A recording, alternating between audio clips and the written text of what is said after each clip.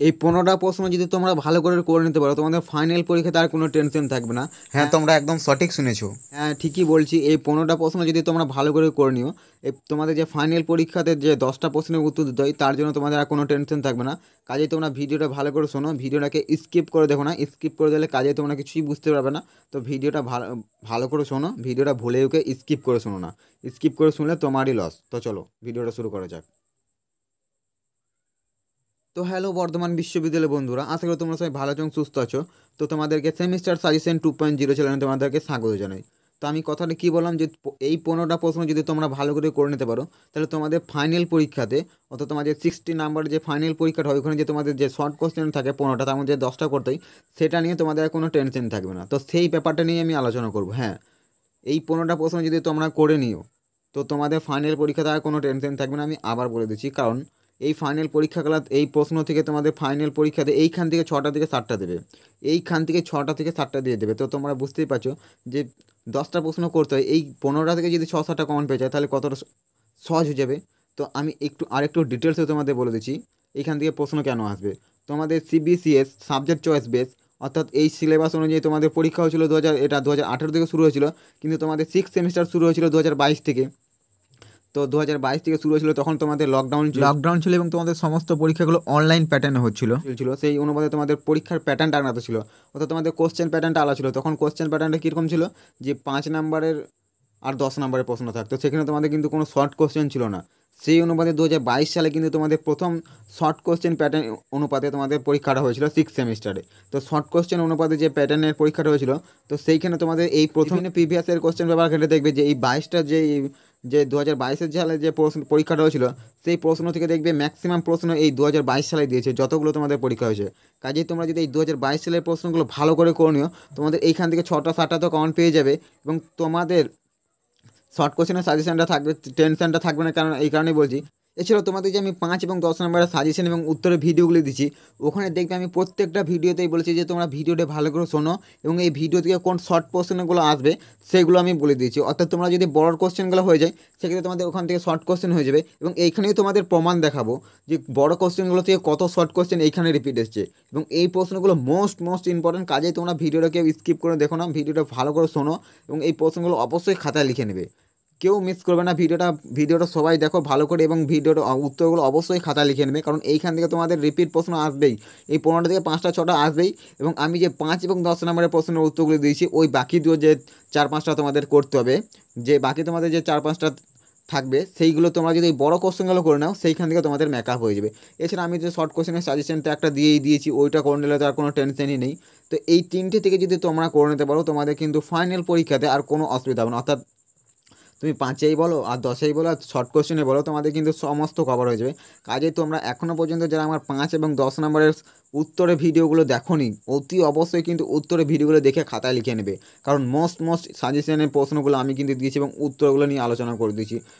আমার চ্যানেলে তুমি বাংলা বিষয়ের সমস্ত উত্তর পেয়ে যাবে, এবং সমস্ত উত্তরগুলো একটা প্লে লিস্ট করে দিয়েছি, যাতে প্লে লিস্টটা তোমরা সমস্ত উত্তর এক জায়গাতে পেয়ে যাও। তাহলে তোমাদের অনেকটাই সুবিধা হবে, যে তার জন্য আমি একটা প্লে লিস্ট করে দিয়েছি। তোমরা অবশ্যই প্লে লিস্টটা দেখে নেবে উত্তরের। এবং একটা শর্ট কোশ্চেনেরও সাজেশন দিয়েছি, ওই প্লে লিস্টটার মধ্যে তুমি শর্ট কোশ্চেনের সাজেশনটাও পেয়ে যাবে। এবং ভিডিওর এন্ড স্ক্রিনে তুমি প্লে লিস্টটা পেয়ে যাবে, অতি অবশ্যই প্লে লিস্টটা দেখে নেবে।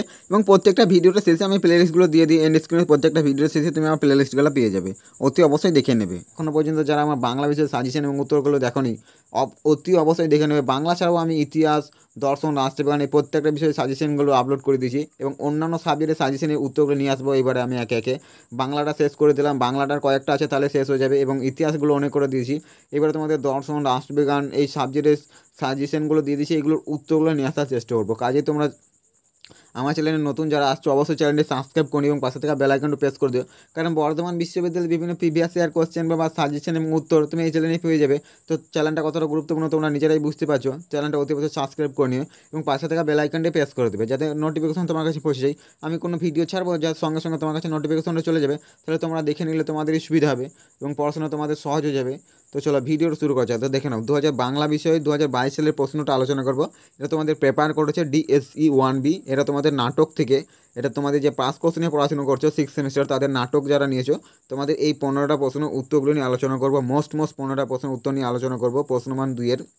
এটা তোমরা নিশ্চয়ই জানো যে তোমাদের 2 নম্বরে করতে হয়। তো দেখো প্রথমের প্রশ্নের যেটা রাখা হয়েছে তো দেখে নাও।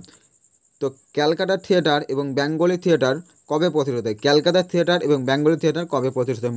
Most important. ক্যালকাটা থিয়েটার প্রতিষ্ঠিত হয় 1775 খ্রিস্টাব্দে এবং বেঙ্গলি থিয়েটার প্রতিষ্ঠিত হয় 1795 খ্রিস্টাব্দে। ক্যালকাটা থিয়েটার প্রতিষ্ঠিত হয় 1775 খ্রিস্টাব্দে এবং বেঙ্গলি থিয়েটার প্রতিষ্ঠিত হয় 1795 খ্রিস্টাব্দে। তো এই ভিডিওটা অনেক খাটনি করে করতে হয়েছে, অর্থাৎ অনেক সময় লেগেছে। তো তোমরা প্লিজ একটা লাইক দিয়ে দেবে। লাইক দিলে আমাদেরও মোটিভেশন বাড়ে এবং ভিডিও তৈরি করতে আমাদেরও আগ্রহ জন্মায়। কারণ একটা ভিডিও তৈরি করতে অনেকটাই খাটনি করতে হয় বন্ধুরা। তো একটা প্লিজ লাইক দিয়ে দেবে এবং ভিডিওটা কেমন হয়েছে তোমরা কিন্তু কমেন্টে অবশ্যই জানাবে। তো চলো 2 নম্বর প্রশ্ন দেখলাম, বাংলা ভাষায় রচিত প্রথম ট্র্যাজেডি নাটক কোনটি? বাংলা ভাষায় রচিত প্রথম ট্র্যাজেডি নাটক কোনটি? এটার রচয়িতার নাম লেখো, অর্থাৎ এটা কে লিখেছিলেন। তো দেখো বাংলা ভাষা রচিত প্রথম ট্র্যাজেডি নাটক হলো মধুসূদন দত্তের লেখা কৃষ্ণকুমারী। তোমরা যারা আমার মধুসূদন দত্তের যে 10 নম্বরে যে উত্তরটা দিয়েছি, তোমরা যারা ভালো করে ওই উত্তরটা শুনেছো তোমরা নিশ্চয়ই এই প্রশ্নের উত্তরটা পারবে।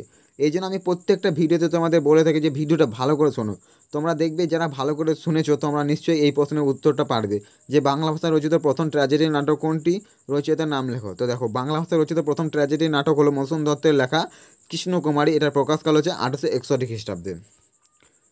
এবং 3 নম্বর প্রশ্ন দেখলাম, কালীপ্রসন্ন সিংহ কোন রঙ্গমঞ্চ প্রতিষ্ঠা করেছেন? তার লেখা একটি নাটকের নাম লেখো। কালীপ্রসন্ন সিংহ কোন রঙ্গমঞ্চ প্রতিষ্ঠা করেছেন? তার লেখা একটি নাটকের নাম লেখো। এই প্রশ্নগুলো আমি দুবার এই কারণেই পড়তেছি, প্রশ্ন এবং উত্তরগুলো, তাহলে তোমাদের মনে রাখতে অনেকটাও সহজ হবে। এই ভিডিওটা যদি আমি একবার বলছি তোমাদের সেটা তাহলে দুবার শোনা হয়ে যাচ্ছে। তো দেখো আমি তার জন্য উত্তরগুলো দুবার বলেছি যাতে তোমাদের মনে রাখতে সহজ হয়ে যায়। এই জন্য আমি দেখবে প্রত্যেকটা ভিডিওতে তোমাদের বলে থাকি যে ভিডিওটা তোমরা ভালো করে শোনো। ভিডিওটা ভালো করে শুনলেই তোমরা এই ভিডিওটা যদি তোমরা ভালো করে শোনো না, এখান থেকে যাই প্রশ্ন দেখ তোমরা কিন্তু লিখে আসতে পারবে, এটা আমার গ্যারেন্টি। ভিডিওটা তোমরা কয়েকবার ভালো করে অবশ্যই শুনবে। তো দেখো না উত্তরে দেখো না, কালীপ্রসন্ন সিংহ হিন্দু রঙ্গমঞ্চ থিয়েটার। এখানে রঙ্গমঞ্চ আর থিয়েটার কিন্তু একটাই, অত কোনো কারণে রঙ্গমঞ্চ বাদ দিয়ে থিয়েটার যদি দেয় তোমাদের ঘাবড়ানোর কোনো কারণেই, উত্তরটা একাই হবে। তো দেখালাম কালীপ্রসন্ন সিংহ হিন্দু রঙ্গমঞ্চ বা থিয়েটার প্রতিষ্ঠা করেছেন 1831 সালে। তার লেখা একটি নাটকের নাম হলো বিক্রমবর্ষী। আর 57 খ্রিস্টাব্দে আমি তোমাদের সুবিধার্থে আর একটা দিয়ে দিচ্ছি, দেখো মালতী মাধব 1859 খ্রিস্টাব্দে। তার লেখা একটি নাটকের নাম হলো বিক্রমবর্ষী 1857 খ্রিস্টাব্দে এবং মালতী মাধব 1859 খ্রিস্টাব্দে।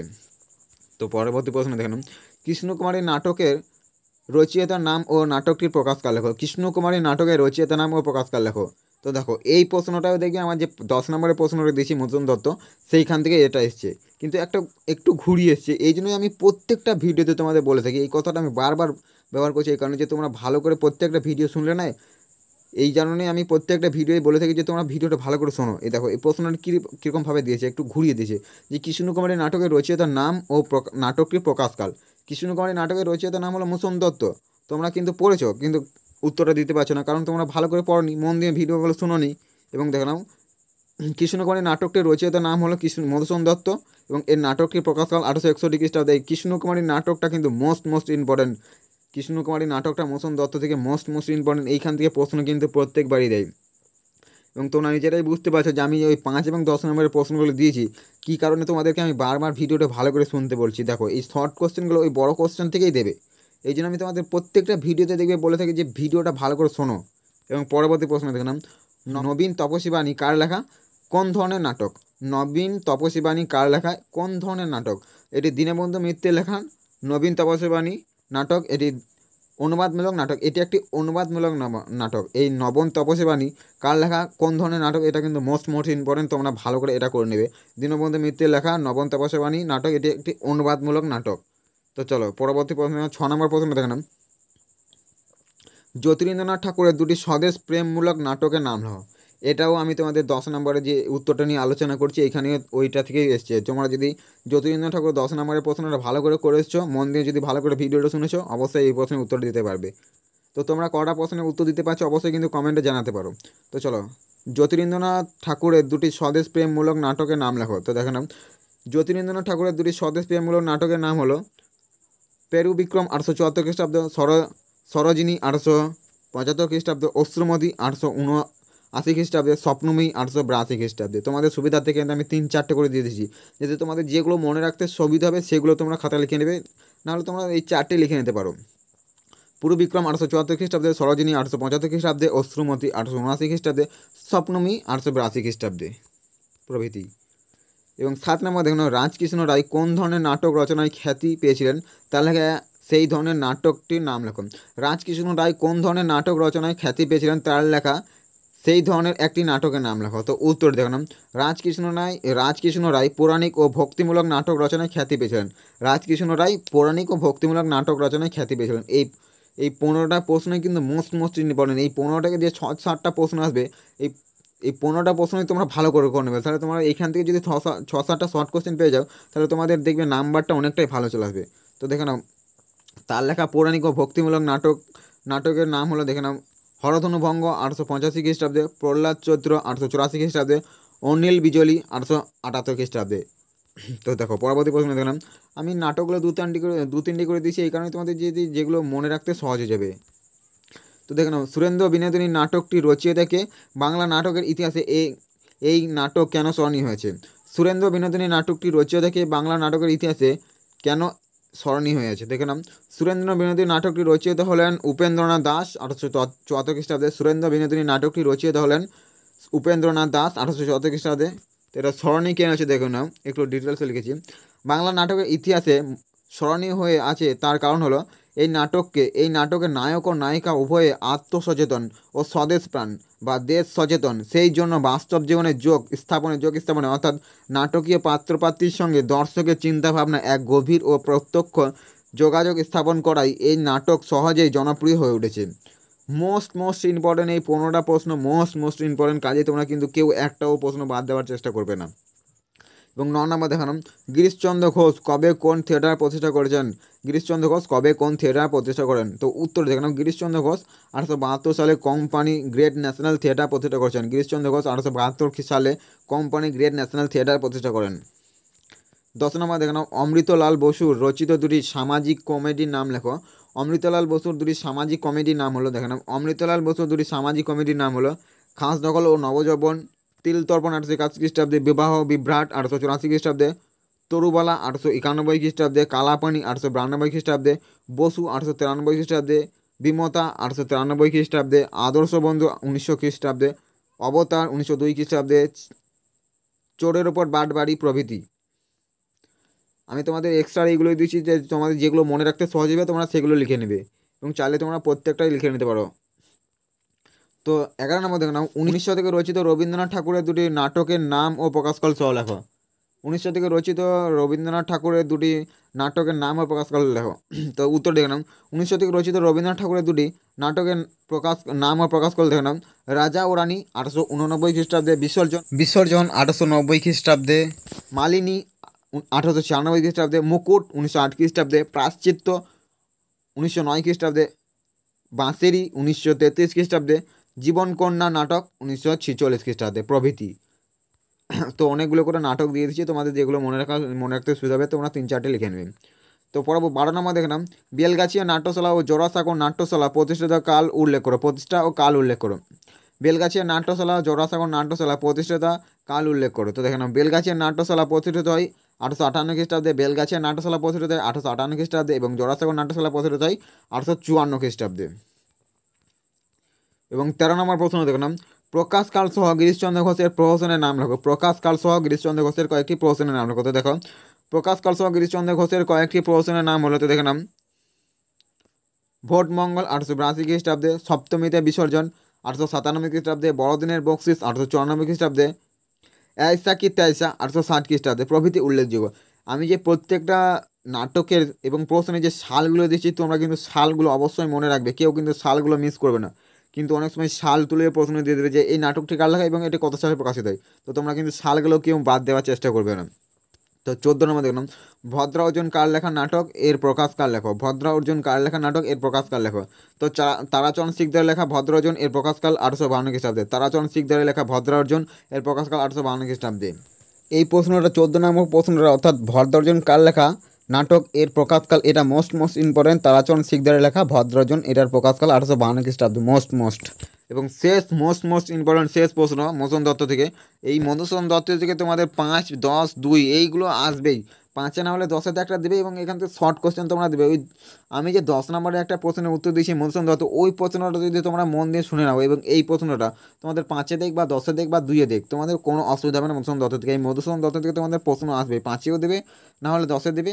এই বছর 10-এই মোস্ট ইম্পর্টেন্ট আছে এবং 10-এ আর 2 নম্বরে যে প্রশ্নগুলো আসতে পারে, তো 5 নম্বরের এবং 10 নম্বরের এবং 2 নম্বরে কোন প্রশ্নগুলো আসতে পারে তোমরা যদি 10 নম্বর ভিডিওটা দেখে নাও 5-এ কীভাবে আসবে এবং 10-এ কীভাবে, তাহলে তোমরা বুঝে নেবে।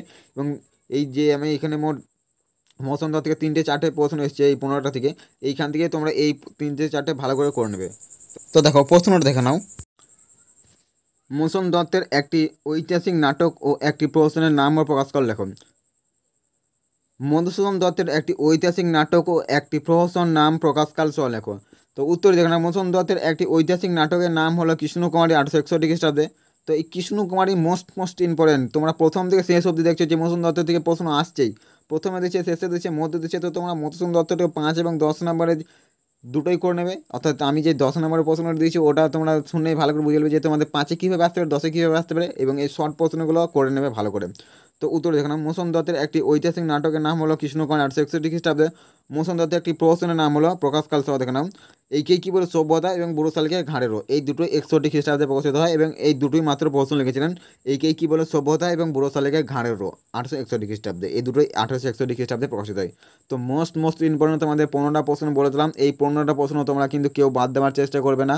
এই 15টা প্রশ্ন তোমরা ভালো করে অবশ্যই করে নেবে। এই 15টা করে নিলে এখান থেকে তোমাদের 6 থেকে 7টা অবশ্যই কমন চলে আসবে এবং তোমরা আমার যে 5 এবং 10 নম্বর যে প্রশ্নগুলো আছে ওগুলো ভালো করে করে নেবে। তাহলে তোমাদের 5 এবং 10 এবং শর্ট, তোমাদের এটা 3টে নিয়েই তোমাদের আর কোনো টেনশন থাকবে না। তোমরা আমার ভিডিও প্রত্যেকটা ভালো করে শুনলে তোমাদের বাংলা বিষয় থেকে যাই প্রশ্ন দেখ তোমরা কিন্তু উত্তর দিয়ে আসতে পারবে, এটা আমার গ্যারেন্টি রইলো। তোমরা অবশ্যই ভিডিওগুলো ভালো করে শুনবে, তাহলে তোমাদের মনে রাখতে অনেকটা সহজ। আমি প্রত্যেকটা ভিডিওই বলে থাকি যে তোমরা ভিডিওগুলো ভালো করে শোনো। শর্ট প্রশ্ন কিন্তু প্রত্যেকটা প্রশ্ন কিন্তু ঘুরিয়ে দেবে। তো তোমরা ভিডিওগুলো ভালো করে শুনলেই, আমার ভিডিও যদি ভালো করে শুনে দেখো তোমরা 100% শিওর থাকো তোমরা কিন্তু পরীক্ষাতে ভালো পরীক্ষা দিয়ে আসতে পারবে, এটা আমার গ্যারেন্টি রইলো। তো চলো আজকের ভিডিও এখানে শেষ করছি এবং তোমরা যারা এখনও পর্যন্ত চ্যানেলটি সাবস্ক্রাইব করিও অবশ্যই চ্যানেলটি সাবস্ক্রাইব করিও এবং পাশে থাকা বেল আইকনটি প্রেস করে দিও এবং ভিডিওটা কেমন হয়েছে অবশ্যই একটা কমেন্ট করে জানাতে পারো এবং অবশ্যই একটা লাইক দিয়ে দিও। তো চলো আজকের ভিডিও এখানে শেষ করছি, দেখা হচ্ছে পরবর্তী অন্য কোনো ভিডিওতে। তো এতক্ষণ ভিডিওটা দেখার জন্য তোমাদের অসংখ্য ধন্যবাদ। তো চলো।